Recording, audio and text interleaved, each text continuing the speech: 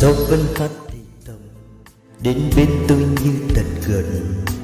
Gió muốn nói điều gì tha thiết. Gió vẫn nhắc một người đã ra đi không trở lại, lỡ mất chuyện tình không thể quên. Bước những chuỗi ngày dài ấm ôm bao đêm huyền diệu, ánh mắt anh giờ này xa lắm. Thoáng phút chốc giật mình, ngỡ như em đang thực gần, do đánh thức vì tôi ngủ mê. Thắp ánh sáng bước qua đêm thâu, chờ mong ngày mai khát vọng. Và gió vẫn thế, gió mang tôi đi tìm em. Dẫu có lúc nước mắt tuôn rơi như hạt sương bé nhỏ. Gió sẽ hát rì rào, gió du tim tôi ngày ngày mãi xôn xao.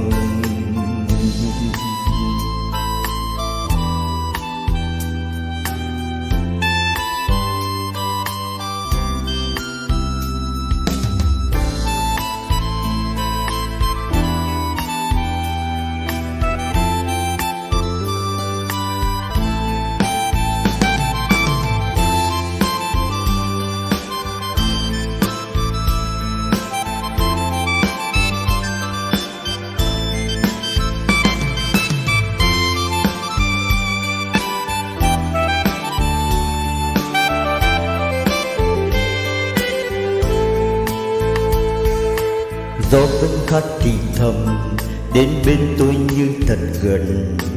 Gió muốn nói điều gì tha thiết.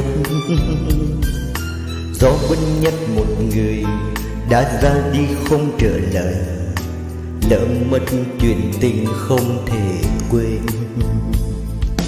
Bước những chuỗi ngày dài ấm ôm bao đêm huyền diệu, ánh mắt ấy giờ này xa lắm. Thoáng phút chốc giật mình, ngỡ như em đang thật gần, gió đánh thức vì tôi ngủ mê.